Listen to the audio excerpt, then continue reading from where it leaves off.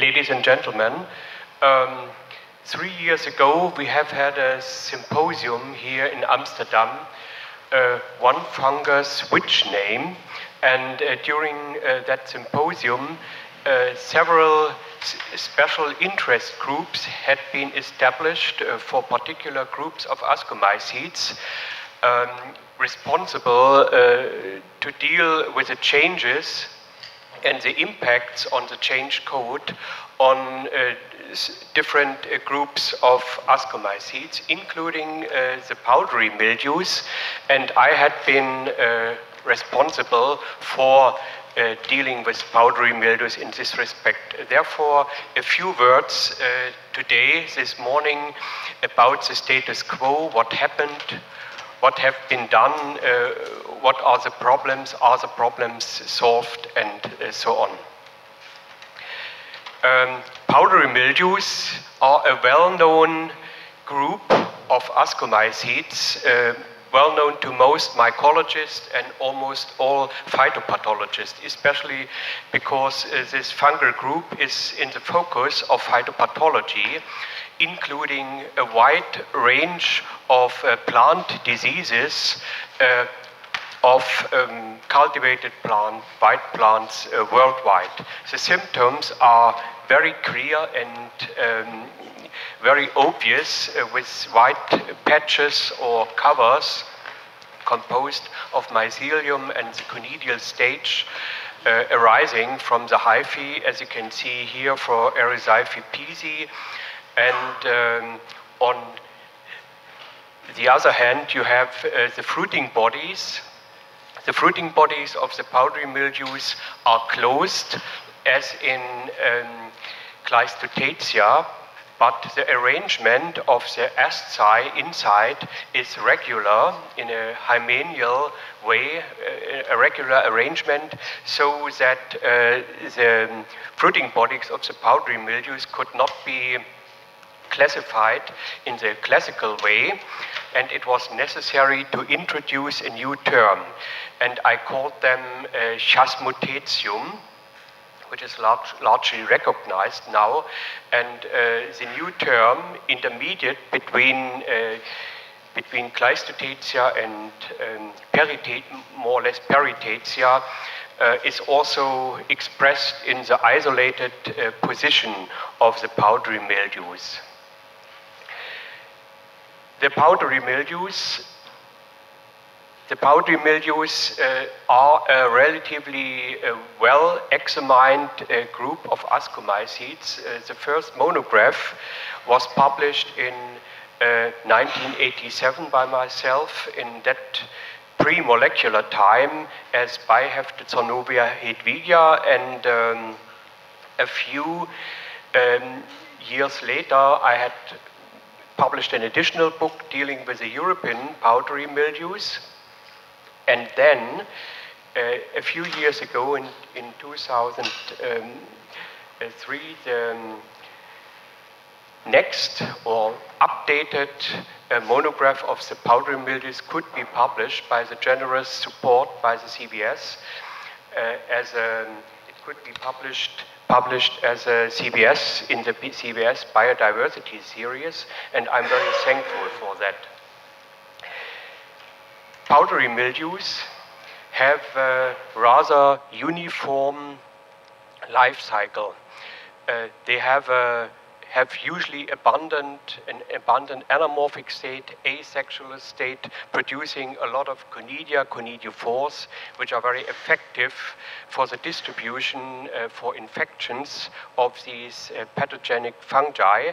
And they have also a uniform sexual stage. Previously, it was believed that the ontogenetic development of powdery mildews could be varied, but that's not true.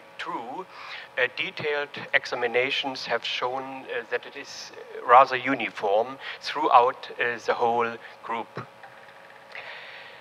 Well, later, the area of molecular methods started also with regard to powdery mildews, and here what you can see is one of the very first molecular examinations on powdery mildews published by Greg Sands in 1999.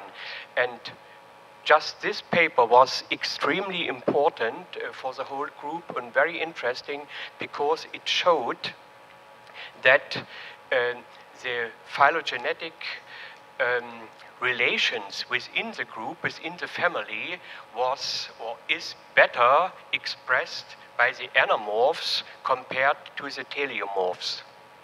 Or in other words, the characters, the morphological characters of the fruiting bodies had been overestimated, mainly relying on the structure of the ascoma appendages and the ascus number. This was demonstrated by Greg Sands, and then in a large number of additional molecular examinations of the whole group. Today we can say that the powdery mildews are one of the ascomycete groups with the most comprehensive molecular results. All genera are examined, and all type species have been examined, and a wide range of species were also included in molecular studies. Now it is necessary to say a few words to the conidial states, to the asexual morphs, to explain the problems with the changes in the code. Anamorph against teleomorphs. Previously, authors believed that the anamorphic states, the asexual morphs, are of little taxonomic value. They are variable and little informative, not diagnostic, and so on. They were largely neglected, and almost all powdery mildew anamorphs were put together, lumped together in a single genus Oidium. But that is not true. And now we know, also by scanning electron microscopical examinations, characteristics of the germination, apressoria, and so on, that they are very varied, and each genus of powdery mildews has now its own morphological type of anamorph. In my monograph, recent monograph, or still treated as genera. Now these genera are, of course, heterotypic synonyms of the teleomorph names. Coming to the problems of the discontinuation of the dual nomenclature of pleomorphic fungi on powdery mildew. That was my job, and I had in general preferred, or I proposed to prefer, the teleomorph typified names in the powdery mildews without any exception. This was a proposal, and the treatment of the whole group, that was my job, was relatively easy because I could base these necessary examinations and studies on a recent modern monograph published in 2012. So it was not, the problems were relatively limited. The whole group of powdery mildews, the recent group, comprises about 880 species, so it's a bigger group of ascomycetes, but only 23 cases of teleomorph typified names endangered by anamorph typified names were evident and came up and had to be treated, and only a single case of a genus was involved. And I had two options to solve the problem: the preparation of a complete list of all 880 species names and all genera according to Article 14.3, or alternatively the traditional proposal in the regular traditional way according to Article 41. That means to propose or to make 23 proposals.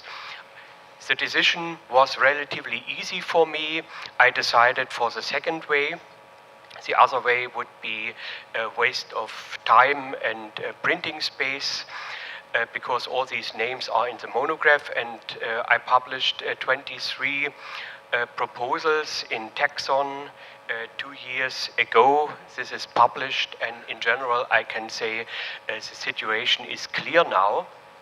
And the problems are solved. That means we have a stable basis for the future work with powdery mildews, with fixed names and a clear situation. At the end, a few words to the involved single genus case.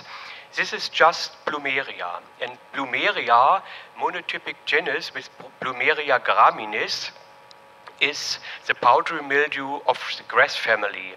And this is one of the most important, maybe the most important genus at all for phytopathologists, with a lot of publications each year on breeding, plant protection, other things. And the problem is the type species of Plumeria is Plumeria graminis, and the anamorph genus Oidium has a type species Oidium monilioides. But Oidium monilioides is the anamorph of Plumeria graminis. Therefore, the genus name Oidium, which is much older, of course, would endanger the teleomorph typified genus name Plumeria. As a consequence, if someone would take the oldest name, the consequence would be the correct name in this case would be would be Oidium graminis. But the phytopathologist would kill me when I would have proposed this change. It is, of course, nonsense and crazy and absolutely not acceptable, and therefore it was clear to propose to protect Plumeria over Oidium, above all since Oidium has been previously used in an extremely wide sense, including almost all powdery mildew anamorphs.